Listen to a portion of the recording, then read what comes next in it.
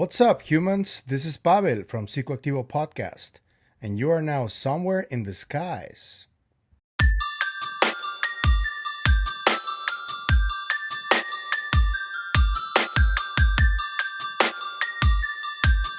This is Somewhere in the Skies with Ryan Sprague.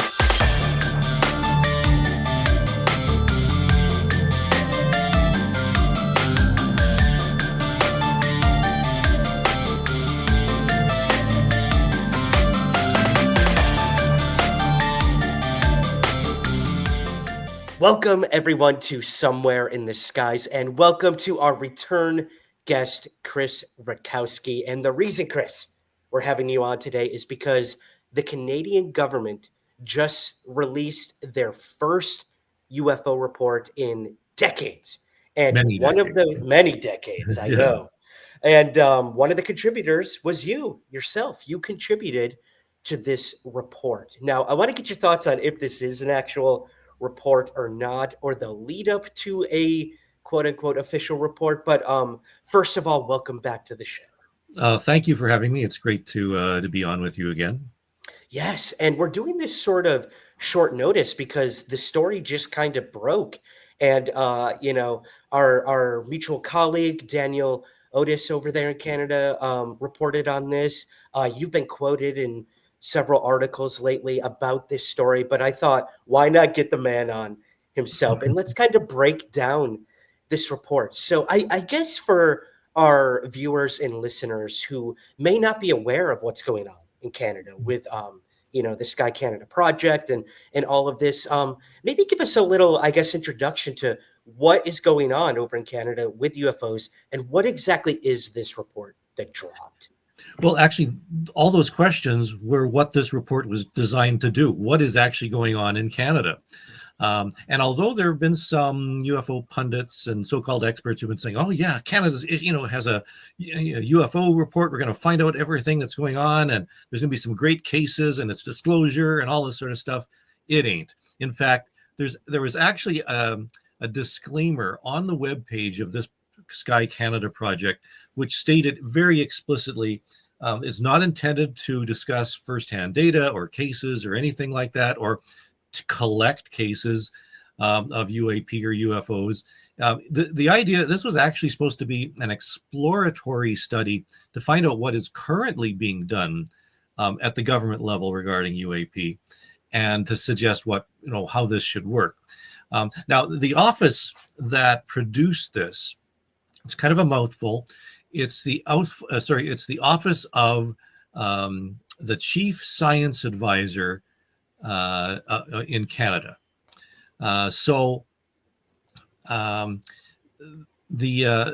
is actually an interesting position because the person in charge, Dr. Mona Nemer, she's actually a heart specialist, she's a cardiac researcher, and she's sort of the head scientist in Canada, and she reports directly to Prime Minister Trudeau, advise on science, and also jointly to the Minister in charge of Innovation, Science, and Technology, and there's a long list there. And part of the mandate was to be responsive to what Canadians want to do about science and some of the concerns. So her office has done studies on microplastics in the environment, and space, astrophysics, and polar research, and Arctic research, and all that sort of stuff. And citizen science also, like how to get people more involved. And she was involved in COVID research and all this sort of stuff. So it's a very broad mandate. And back in about 2022, she was, sitting in a meeting, and she was asked, can we do something about UAP, because people are interested in the subject, and the United States is doing stuff with this AARO, and we want to be able to respond in kind as Canadians. So they sat down and they formulated this, what was called the Sky Canada project. And the idea was to find out, what is being done at various departments. Like there were in the, departments within Canadian institutions like Transport Canada, which is the equivalent of the FAA in the States, and of course the RCMP and National Defense and a few other departments that had been involved, were collecting, or where people were reporting UFOs. And it all seemed to be sort of haphazard. And that was what they really wanted to find out. Like, can we do something from a scientific standpoint? And actually, the idea was that, we want to do something from a scientific perspective.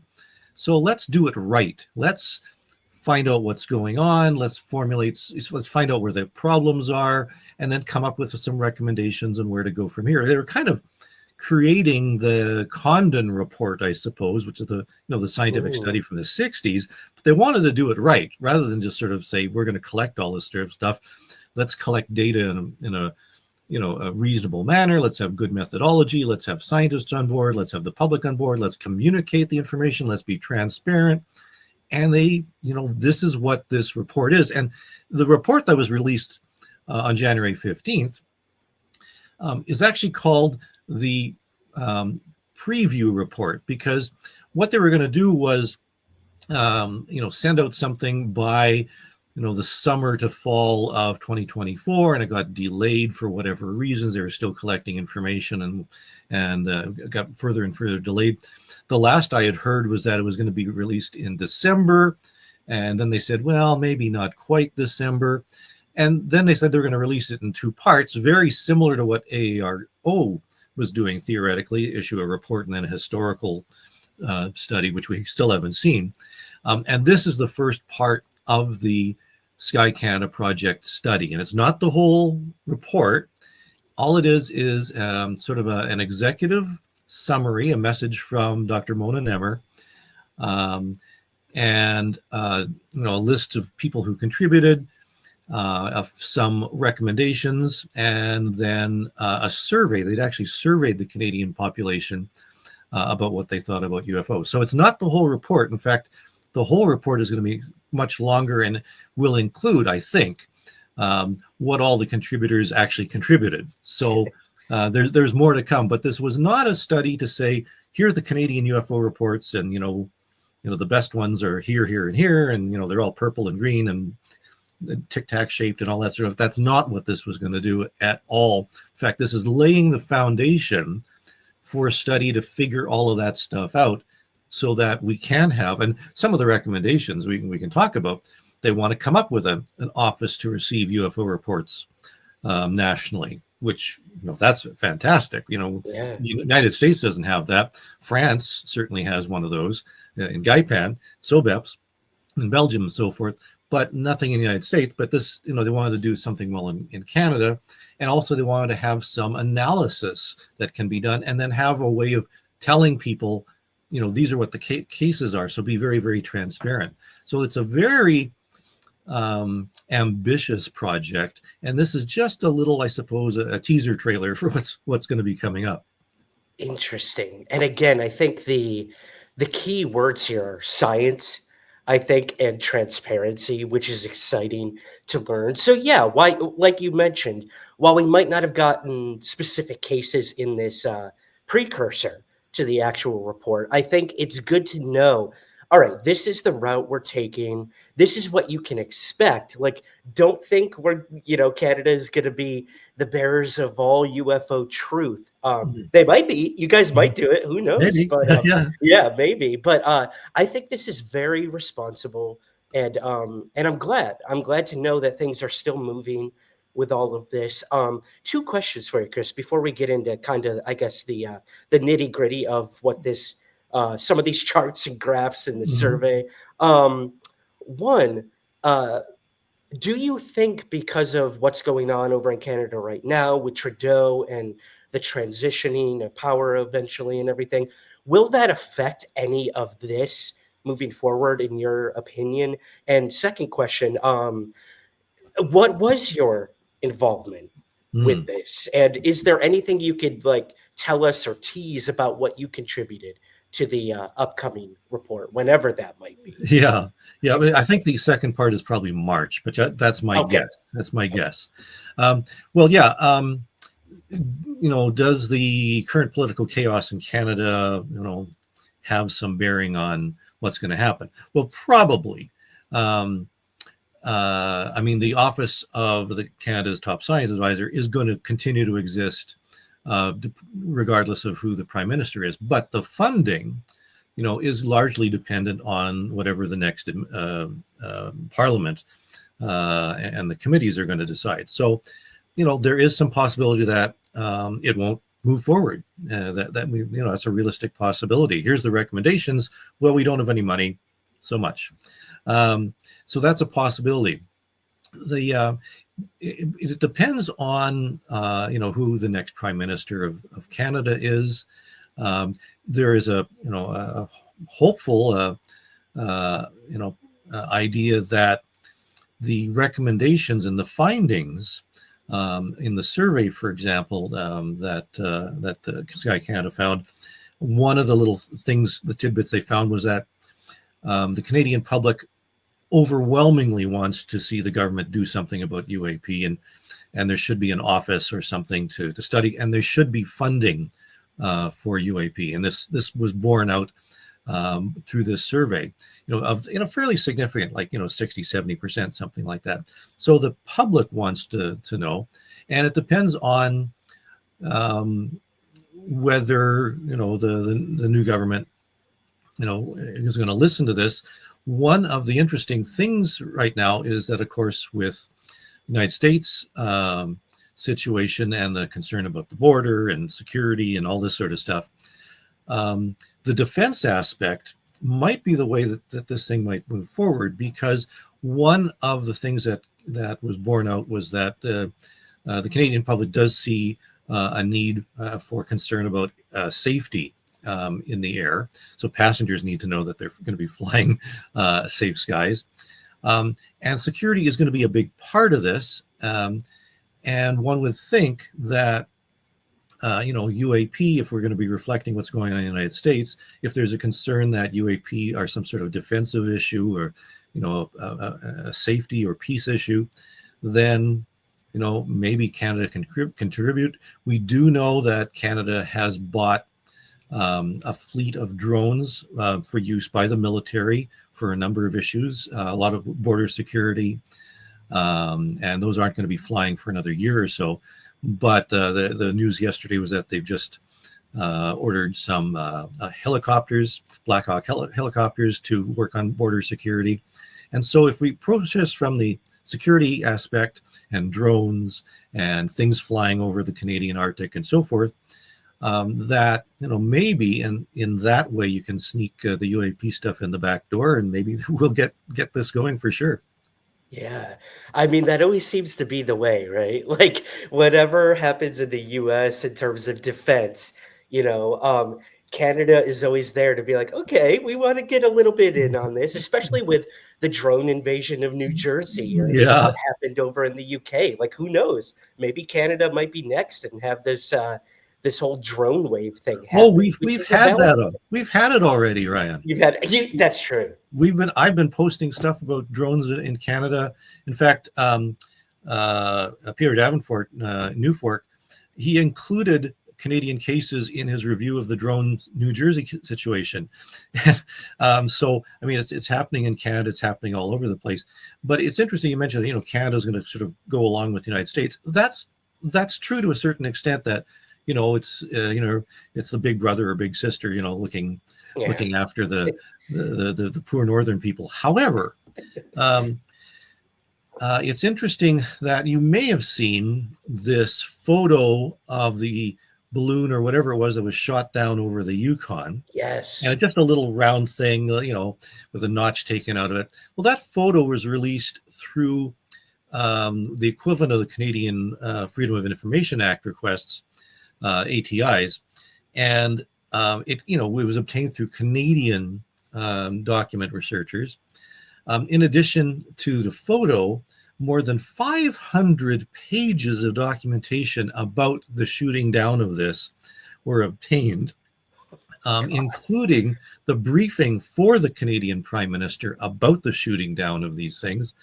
And so we have lots of information that a lot of UFO and UAP fans have, glommed onto, not a single document from the United States has been released. I was just going to say, Chris, that's 500 more pages than what Biden released. It's amazing. And so, Canada has always done this, that we've had, I'd say we're more transparent. We've been, Canada in general has been working in a different way.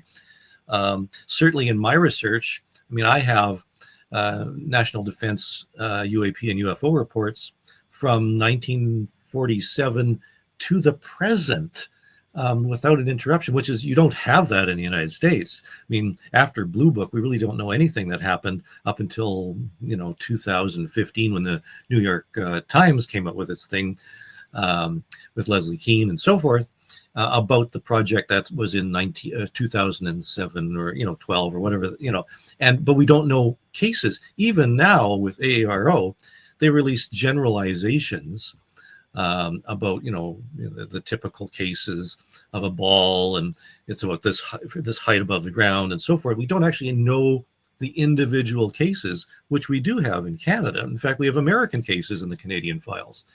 So Canada's operating in a different way, and I think this particular project, the Sky Canada project, is a good indication that if something's going to be done, it's going to be done right. We really don't know how AARO is going to operate, but we do know how Sky Canada is envisioning how it's going to operate. Right. And again, I think that's great that they're like, let's not get ahead of ourselves here, where I think Arrow was kind of caught red-handed, dropping the ball on things, hiding things. We still don't know how much money that American taxpayers are contributing to Arrow. It's we could talk forever about that, Chris. But I guess before we get to the survey itself, because I do find that pretty fascinating, especially since I've basically been an honorary Canadian these past 2 years. Absolutely, I've been in Canada more than I've been in America or the UK. What was your contribution to this report, if you don't mind sharing anything you can with us? Well, sure. They reached out to me. In fact, I was surprised they didn't reach out to me earlier, because I did hear that some people had contacted them and they had contacted others ahead of time. They didn't reach out to me, I'm thinking, until maybe February of last year, 2024. And they sort of said, well, we wanted to find out what everybody else was thinking, but we wanted to go to you because you're the one who's actually been looking into this stuff the longest and has the most experience. So and I did meet with them. By them I mean the team of researchers in Ottawa. And it's an interesting team too, because they're all scientists. I think, well, there's one astrophysicist. There's one on the team who's the head of the Montreal Skeptics Society, I think, or something like that. Okay. Sounds like a hockey team. Tough nut to crack, yeah. And the rest have no experience. Like I mentioned, Nemmer's a cardiologist. There's a chemist. There's an anthropologist. There's one geologist, and who also contributed. But the thing is, these are all scientists, and they really have no experience. They were completely blown away by the interest. In fact, there's a note in their preliminary preview report that says this was unexpected to get such a tremendous response like this. Nothing they've ever had has had a response like this. And I can just imagine. I heard that people were sending them thousands of pages of documentation and my visit with the Centurions and all this sort of stuff. They were they were overwhelmed. Yeah. So they were glad to get some perspective, and I gave them some recommendations. I had actually prepared recommendations for at the request of another government office some time ago, and I basically edited that a little bit and gave that to them. They knew all about the Canadian UFO survey. They were eager to find out more detail, where the cases were coming from, some of the people I was in contact with, and my impressions of what was going on in Canada over the past, 40, 50 years or something like that. So I gave them, answered all their questions, and they were very eager. And then after that point, I was getting questions from time to time, where communications about the drones recently and things like that. So they were very appreciative, and they did list me among the contributors. And it was interesting to see, and the list itself is quite interesting too. Some of the people mentioned I'm very familiar with. Vicente Guan Ballester Olmos. Some of your viewers may know he's a South American ufologist. He was one of the editors of the tremendous book, The Evaluation of Eyewitness Accounts of UFOs. Big, thick book about this big. Is a fantastic researcher. He's involved in a number of conferences, scientific conferences. Christian Page. Christian is a Quebec researcher. He's a media personality. He has probably more books out than me, all in French, I think, except for a few. But he's been on TV, lots of shows very similar to me. He's my counterpart, I suppose, in Quebec. There's so I'm quite familiar with some of the others. Some I didn't recognize the names at all. I have to look them up. Who are these people? Yeah. And of course, Daniel Otis. Daniel's been doing some interesting stuff. He's only been in the field for like 5-6 years or something like that. And he admitted he really hadn't paid much attention to things before then. And he's getting a lot of kudos for getting the UAP and UFO subject into mainstream media. Of course, I've been doing that for 40 years. Exactly. I've been, in fact, on his network. Somebody pointed out that I must have about 40 or 50 interviews on his network alone since about 1990 or so. Yeah, I've been doing that too. So he's taking the ball and running with that now. He got a fair amount of coverage from this most recent thing. Yeah. And, again, I kind of look at it, Chris, the UFO field, the UFO research field, I should say, it can often feel competitive sometimes. Like if you have the scoop on something, this, that, but what I do like is when journalists and researchers can work together. And, there are times where maybe let's say a military witness in the US comes forward with a story, and,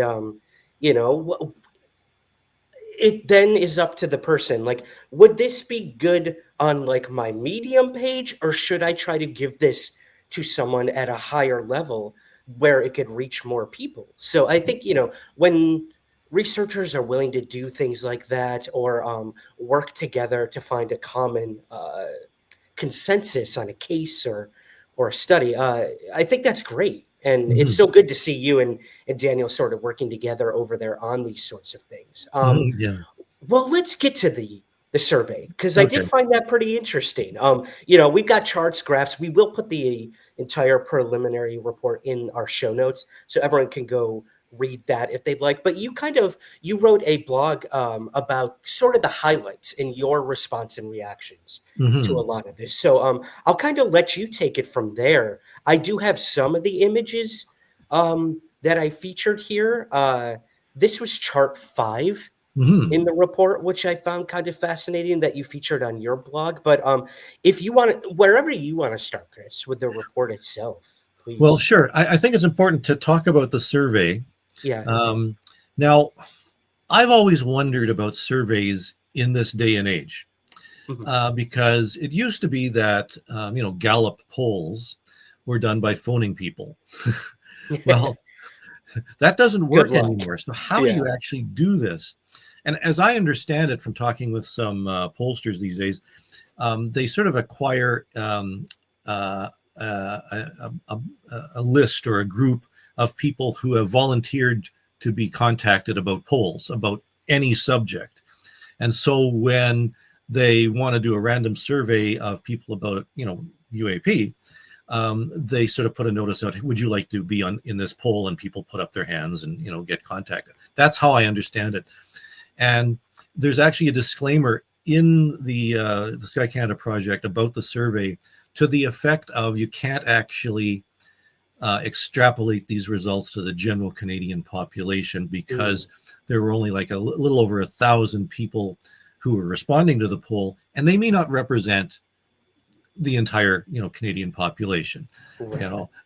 So I think the same thing happens in polls in the United States, and of course we've questioned polls with regards to political results. For example, how did the polls get so wrong? Well, it could be the reason behind poll problems these days. Yeah. But nevertheless, it does show that, although we can't say it's extrapolating to the general population, this probably is pretty close to how the subject is being looked at among a large portion of the population.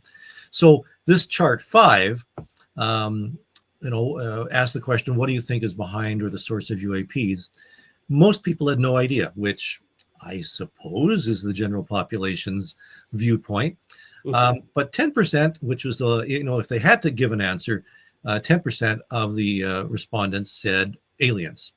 Now, I think that reflects what, a lot of people in the UFO and UAP field suspect. And I think because of media influence and things you might read and see online and in social media, I'd say the alien theory, non-human intelligence and so forth, that's probably one of the main contenders. Right. And some of the other ones, 6% for foreign people, governments and spies, and you get weather and drones actually come down to about 4%, and military 3%, and then other and whatever that is. So the vast majority, have no idea. But if you're pushed on it, I think a lot of people would say, probably aliens, something like that. And it's interesting that although Sky Canada Project scientists were being very objective and they're not putting their weight behind anything in particular, they have questions about alien life in the survey, and they do talk about aliens and the possibility of extraterrestrial civilizations in the body of the report too. And I think a lot of that is reflected from the contributions of some of the people they had contacting them as experts. So I noticed that MUFON Canada, for example, was listed as one of the organizations that was contributing, and I'm sure that the alien aspect was probably a lot of what MUFON Canada contributed. Interestingly, Eric Masson, who was the director of MUFON Canada at the time the survey was, the project was underway, he resigned the weekend that we were together last, Ryan, in October. Okay. So he hasn't actually been with MUFON for some time. So, I'm not sure whether there's, a shift there or, how it's going to be taken over and if there's a new direction for MUFON Canada, but I suspect that's the direction that was coming from. Interesting. Okay. Yeah. It's, say what you want about MUFON. Like they're a pretty controversial organization, to say the least. That's why we go independent, Chris. That's right. Yeah. Let me see what my next chart is here. Okay, we got a pie chart. Love me a good pie chart. What's going on here? Pie charts are good. Yeah. UAP sightings and reporting. Okay. Yeah. The idea they asked, have you ever seen a UFO or a UAP? This worked out to be 27% yes. Now, that was actually quite surprising because there have been polls previously. I mean, Gallup has done, Leger has done, Decima, Roper has done some. And the percentage has always been around 10%.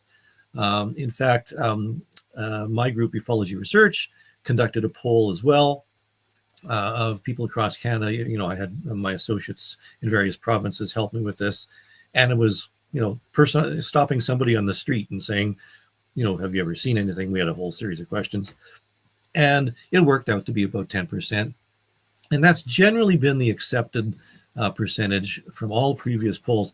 And this 27% was actually very surprising. Wow. Now, why is it higher? Well, part of it is certainly because of the selectivity of the people you're asking about. No question that, that's going to be part of it. But it's interesting that if you ask people, okay, you've seen something, when did you see something? 11% said within the last year. So it's very possible that when you're asking people if they've seen a UFO, if they've seen something recently, they'll say yes. If they've seen something in the past that they sort of forgotten about, or they thought, oh, I wonder if that was a UFO, that may not be reflected in that first question. Because if you look, more than 10 years ago gets 43%. So if you ask people, if you've seen something, well, more than 10 years ago, back in '09, yeah, I did see something in the sky. And so it's very possible that's why this number is, a little bit conflated. Interesting. Yeah, I can't tell you what I was doing or seeing in the skies 10 years ago. I can tell you that much. Yeah, but here's the thing. Let's even go with the 10%. Mhm. In Canada, that would mean that 4 million people have seen UFOs or UAP. Wow. And in the United States, roughly 10 times that number. So 40 million people have seen UFOs or UAP. That's a lot of people. And you sort of put in perspective that, the percentage of people who are allergic to strawberries is in the millions. But I think the number of people who have seen UFOs is greater than the number of people who are allergic to strawberries. And yet we have laws, and the United States has laws, about safety, food safety, and, watch allergy prevention. You can't have strawberries in schools that have people who are allergic to it and so forth. There's preventative measures in place to protect people who have seen who have allergies to strawberries. But, why don't we have more, legislation about people who've seen UFOs? There's the numbers are there. Politicians take note, and maybe one particular politician will be taking notes soon. I think I know who you're talking about. Yeah, we'll get to that. We need to lobby for the Strawberry UAP Act That's of right. 2025. And I have to say it, for those ancient ufologists, aliens love strawberry ice cream. I don't know if you remember that show. I do. UFO Contact Live or UFO something live. Yeah. With our good aviary buddies. Yeah. There you go. Yeah, good deep cut there, Chris. Yes, for anyone watching this or listening, if you know what we're talking about, we respect you. That's for sure. Let's see what I got here next, Chris. Okay, we've got quite a few here. Okay. If there's anything you want to elaborate on here, we could move on. Let me know. Well, I think the last one, chart 19, because we want to get to some other stuff. Sure. Half of the respondents would support the government in Canada dedicating public funds to investigate UAP. Now, that's half. The percentage that don't think is somewhat less. So more Canadians than not think that the government should allocate funds to support UAP. That's a prickly issue. In this day when funds are really, really tight, healthcare, border, all that sort of stuff. But to say that I think the government, our government, your government, should, allocate funds to investigate or study UFOs and UAP, I think that's something that the public is really interested to, to know more, and thinks that it's enough of an issue that we should, have more of an involvement and dedicate some funds.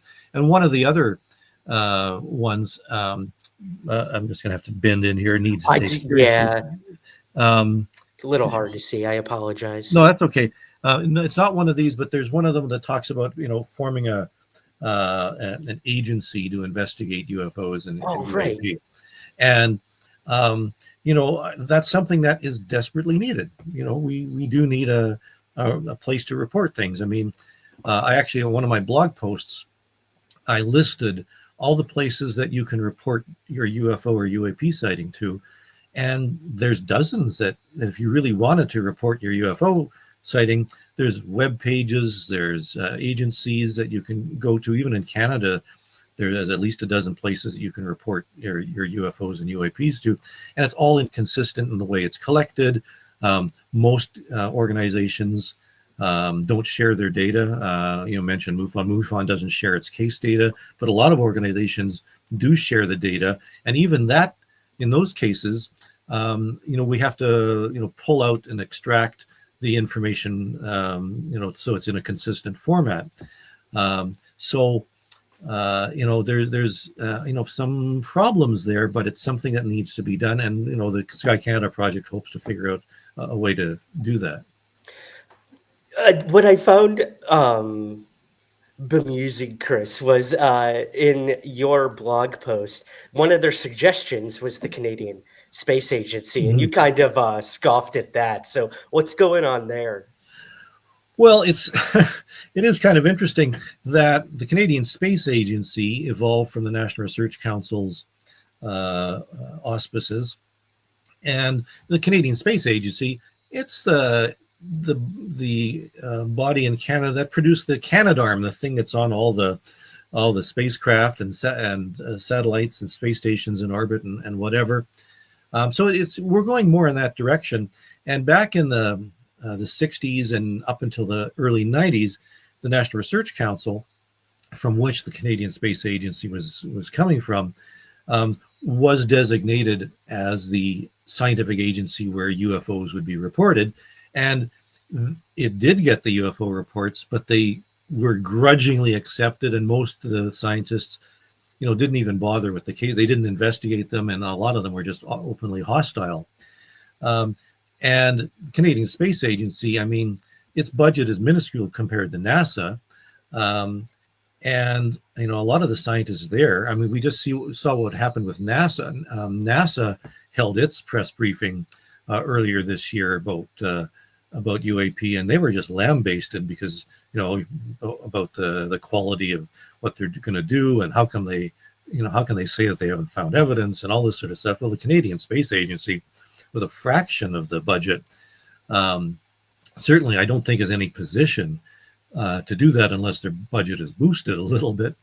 And even in that case, I know that I mentioned the Freedom of Information files that people have done in the United States to get information about UFOs from various governments departments. In Canada, it's the Access to Information program. And one of the things you can do in Canada is see what other people have requested. And many people have requested UFO information from National Defense, from Transport Canada, from various research institutions, atomic energy boards, and so forth. And they've found, many, many pages of documentation. Again, this, the 500 that we got from about the Yukon thing being shot down. And the Canadian Space Agency has also been a target of people filing for information about UFOs, because it's a logical place to get information on UFOs from, I suppose. And it's true, some documents were generated from and released from the Canadian Space Agency regarding UFOs and UAP. All of them were letters and documents sent from UFO fans telling them about their contact with Zeta Reticuli creatures and communicating telepathically and all that sort of stuff. Nothing about what the Canadian Space Agency was doing. In fact, my name showed up in the list of things that Canadian Space Agency was talking about UFOs, because somebody sent them some documents regarding a Quebec UFO group that listed me amongst their consultants. And so the Canadian Space Agency itself has been not at all interested in UFOs and UAP. So for Sky Canada project to say, yeah, this a Canadian Space Agency will look into it, I can just imagine the discussions over coffee and around the boardroom tables. I'm with you there. I would die to be a fly on the wall. Yeah.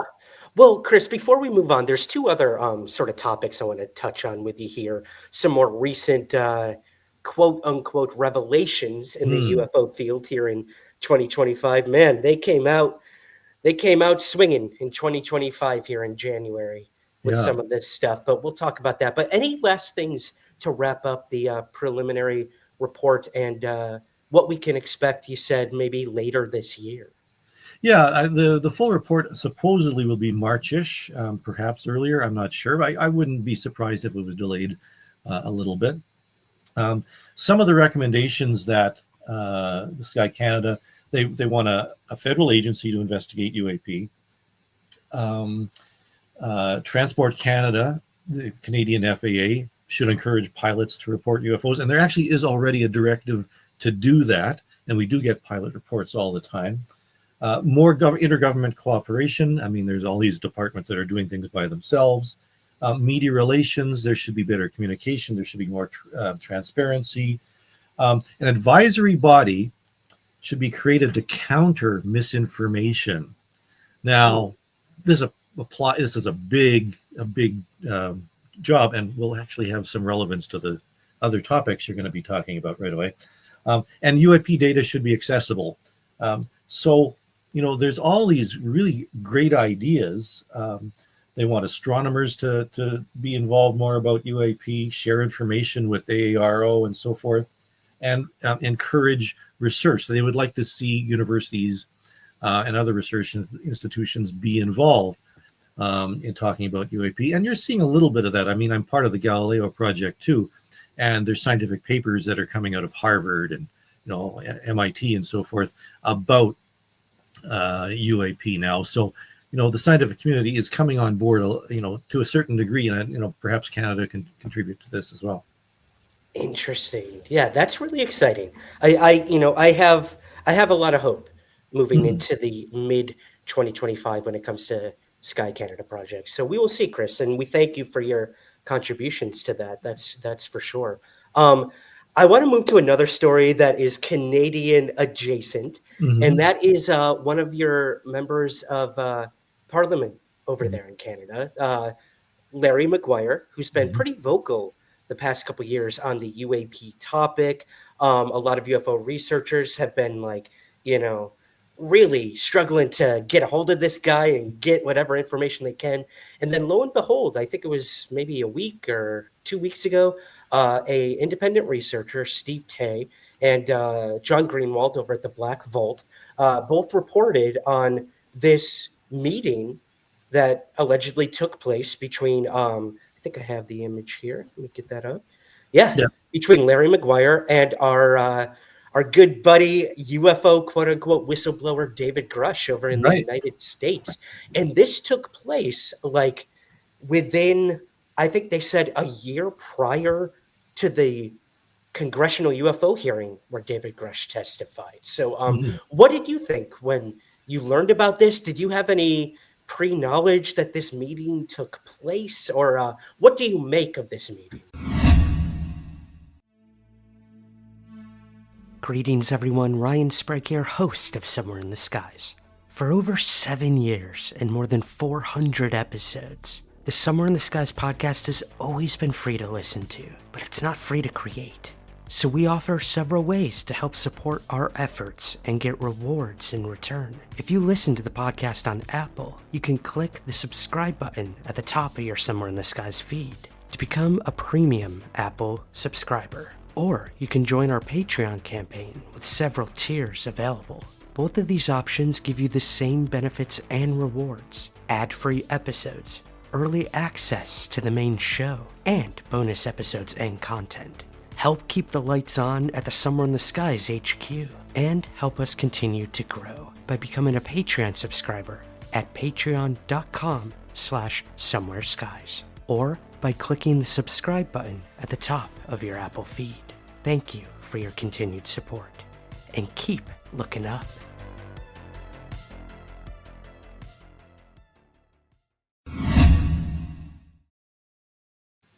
This took place the meeting with them, with Grusch, was some early 2022. And I met with Larry Maguire early 2022. I actually was asked to give him a briefing on what Canada's been doing about UFOs. And at that time, it was well known that he had already spoken to Louis Elizondo, Hal Puthoff, and some people from SCU, I think Robert Powell, people like that. So he had already been briefed a lot and had spoken with people about the UFO situation in Canada and elsewhere. And I guess most people have probably forgotten that David Grusch had been involved in the UFO scene prior to that. And there's this famous Star Trek convention in 2021 Right. that he had attended, and that he had met Elizondo and a few others at. So the story that Larry Maguire had met him about was sort of about Wilbert Smith and some of the other stories about Canadian UFO research and so forth. And it's very likely that Grusch had heard about this from Elizondo and people like that. So it's not at all surprising that he had met with them, and because some of the other names in ufology had already met with Larry, it's not surprising to me that he would have met with Grusch as well. So I wasn't particularly surprised at that. It is interesting that I guess I met with Larry sort of in the middle of all of that, and gave him my take, and this is what we've been doing, and this is how Canada has been doing it, and he was much more interested in crash retrievals and some of the UAP discussions in the United States. He was already into that sort of stuff. And he continues to be, and he was one of the presenters at a SALT conference, for example. And it's interesting that he doesn't actually have. He's always been interested in UFOs personally, and since then he's sort of taken on the mantle of a Canadian politician who is really pushed the agenda a little bit more. He's been talking about UFOs and UAP over nuclear sites. I actually was asked to provide some information about UFOs over Canadian nuclear sites. So, there's this ongoing discussion, and it'll be interesting to see if anything further goes ahead with it. I know that Larry had also spoken with people from the Sky Canada project. So we'll see if it goes from there. But he's an outspoken Canadian politician. He's not even in the opposition party, so he's a member of the National Democratic Party. So he's sort of a backbencher.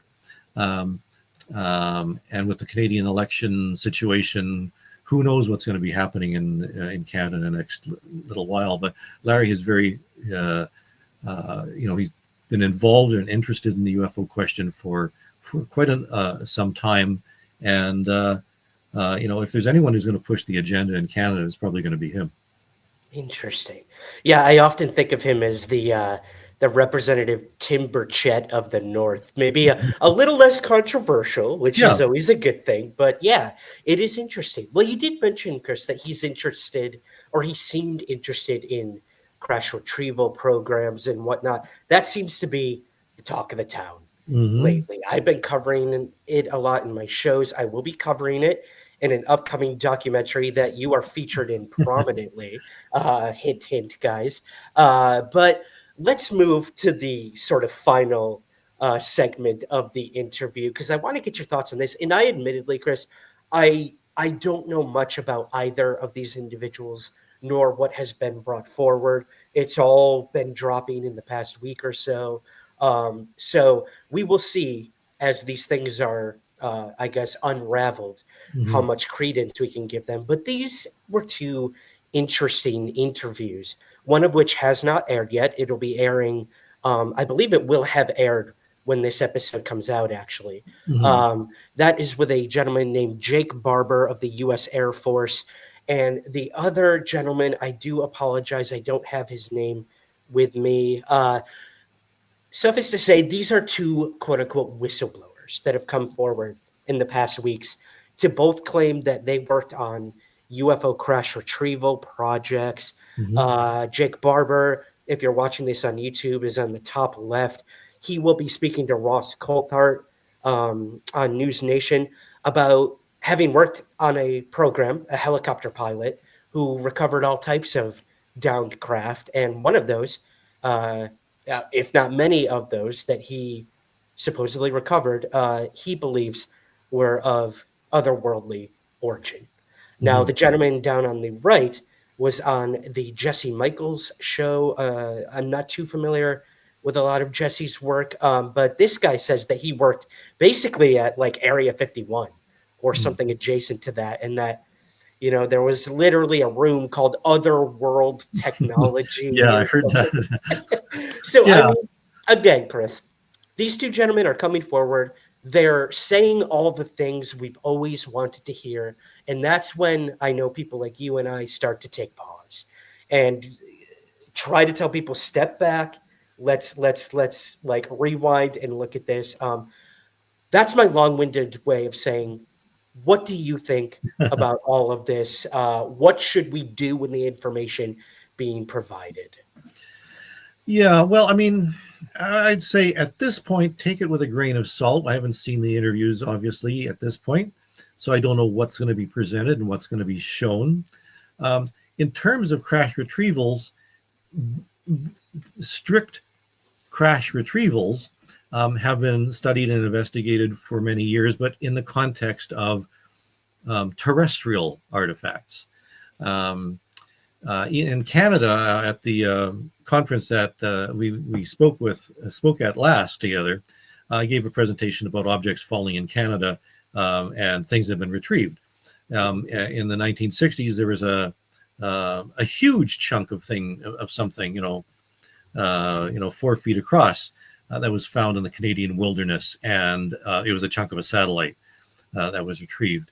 More recently, in the 1970s, there was a Cosmos 954 crashed into Northwest Territories in Canada, which was a very, very serious nuclear accident because it was a Russian satellite that had a nuclear device on board, and it spread radioactivity and chunks of radioactive metal and things all across the Canadian North. And it was a major effort to retrieve pieces of the crash. And there's actually a government report, 2 government reports, and a book all about this particular incident and the detail at which things are examined and studied in the attempt to retrieve all these particles and chunks. I think the largest piece of the nuclear reactor that was found from the Russian Cosmos 954 was the size of a refrigerator. The rest were particles as small as a point of a pin. And it was a major undertaking because, people were exposed, vegetation, trying to track everybody down and find out where the path was, all this sort of stuff. Major retrieval. So we do have a lot of expertise with regard to retrievals of things. And there have been lots of crashes like that all around the world. So did Jake Ember, or I can't remember his name now, but what was his name again? Jake Barber. Yeah, did Jake Barber, was he a member of one of those programs? In which case, yeah, either he would have been involved in retrieval. Yeah, in terms of a egg-shaped object, which is the one that most people are hearing about, sounds like Mork from Ork, is his spaceship, but I know that there have been capsules that have been found that were roughly egg-shaped from various Russian missions and even American missions that were sort of waylaid. The object found at Kecksburg, for example, was acorn-shaped. Yeah. So is it possible that that's what we're talking about? I don't know. And if we're talking about whistleblowers, the term may be misused a little bit. Karen Silkwood was a whistleblower. She blew the whistle on radioactive contamination in the United States. And when she blew the whistle on her employer, carelessly handling and exposing employees to nuclear particles and materials, she produced the documentation. She had tests done on the material and produced the results. And she suffered as a result. And they actually did things like put radioactive material inside her gloves and things like that. I mean, they were really after Karen Silkwood. That was a whistleblower. So far, what we have from UAP whistleblowers is, yeah, I might have seen something, but I can't tell you what it is, and I can't tell you where I was, and all that sort of stuff. So if that's the quality we're going to be getting from this latest couple, then that really doesn't prove anything. There's stories without any proof. Karen Silkwood had proof, and that's what the whistleblower level of quality I'm hoping to get from UAP people. Right. And, I think that's what the biggest frustration was with the last U.S. congressional UAP hearing, was that you had individuals there, even at the first one with Grusch, saying, I can't talk about that. I could talk about that in what they call the skiff, Yeah. all the whole skiff dance, tippy-toeing around that. The frustrations by the U.S. representatives was visible on their faces. Like, then what are we doing here, guys? Like, if you're not willing to share any of that with us, like, what's the point of coming forward? There are many arguments that could be made back and forth about all of that. But I think you're right, Chris. The biggest frustration is people like these two gentlemen. They might be telling the truth. Yeah. They very well could be telling the truth. Could. Yeah. It's a matter of the NHI, I guess, angle with both of them is a matter of opinion, personal opinion for both of them. And also, the term whistleblower. Again, we could argue that term till the end of time. But I think you're right. Like, okay, these two are coming forward. Step one. Step two is now to verify any information that we can about both of these individuals. Credentials is one thing, because I've seen many people saying, well, their credentials were backed up. Great. That's all right. Step one, done. That's awesome. All right, let's move to step two. Can we verify any of the information or names they bring forward, locations they bring forward, things like that? So, I think it's only just begun with these stories in 2025. Yeah, and credentials alone, here's a topic we could get into for an entire show. Paul Hellyer, another Canadian whom people revere as being a politician who knew the truth about UFOs and aliens and all this sort of stuff. He had all the credentials. He was Minister of Defense. He, although he himself lost his security clearance back in 1968, in the 2000s, he started talking about aliens and in contact with humans and the military and so forth. And he went on one interview talking about how aliens who were working with the United States government at Area 51 went occasionally AWOL and walked through Las Vegas dressed in nuns' habits as costumes so they wouldn't be discovered. Here's a guy who, he had all the right creds, but man, oh man. I don't. That could be a Hangover movie, Chris. They should put that in the Hangover franchise. But you're right. I think Paul Hellyer is a prime example. Whenever people bring that name up to me and say, "Hey, look, this guy said this," I'm like, "Yeah, that guy said that." So that's when you have to step back and really look at it. But again, like, who knows? I always try to keep an open mind, because maybe even a small sliver of what all of these people are saying, if even a tiny part of it is true, like, it would change everything. But it's tiny part that we can never, ever, ever verify. And that's what people say. If one UAP is discovered, that proves the whole enchilada. And I say, it's good to have an open mind, Ryan, but not so open that your brains all fall out. Exactly. And you have to watch where you're walking on the sidewalk, because there's gray stuff all over the sidewalk. Exactly. Oh, man, we live in the gray, Chris. We live in the gray. Oh, there's a great tagline. Can we patent that? Can we copyright that one? Yep, we're going to patent that along with UAP and whatever. We got this. We got this, man. We're going to become rich. Yeah. That's the point of all of this. I have to get a hat with it on there. We live in the gray. I'll work on it. Well, Chris, before we wrap things up, I did want to say once more, it was such a pleasure to see you in Shag Harbor recently. It's such a pleasure and honor to feature you in my upcoming documentary. So hopefully I'll have some news on that as it unfolds. But before we go, what else are you up to in the UFO world? You're always doing something. You're always contributing to something. And you are still the number one person to go to in the entire North American continent when it comes to this topic. So yeah, give us any information about what you got going on and where we can find everything you're up to. Well, yeah, I mean, we're already in the process of working on the 2024 Canadian UFO survey. We're still getting cases from 2024, so we really don't cut off for another month or so. So that won't come about probably until February, March into there, something like that. In the Canadian or in the Sky Canada project, there's an allusion to the number of cases in Canada. And the number that they give is between 600 and 1,000 UFO reports every year, which comes from our Canadian UFO survey. So they were reading my stuff. We don't have the numbers yet. But what I can say that myself and my associate Leanne in BC is helping me enter data. And between the two of us, we're somewhere in the neighborhood of, 600 reports for 2024.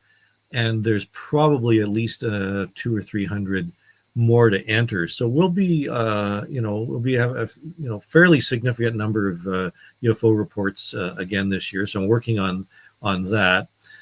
And people wouldn't be surprised to hear that I'm working on another book.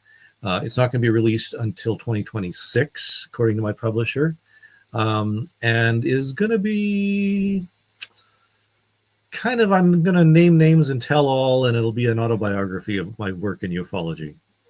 Oh, wow. Oh, I cannot wait for that. What do I have to do? What scandal do I have to be a part of to get in there, Chris? Exactly. Oh, you're already. You have a whole chapter just for Ryan. Oh my gosh, stop.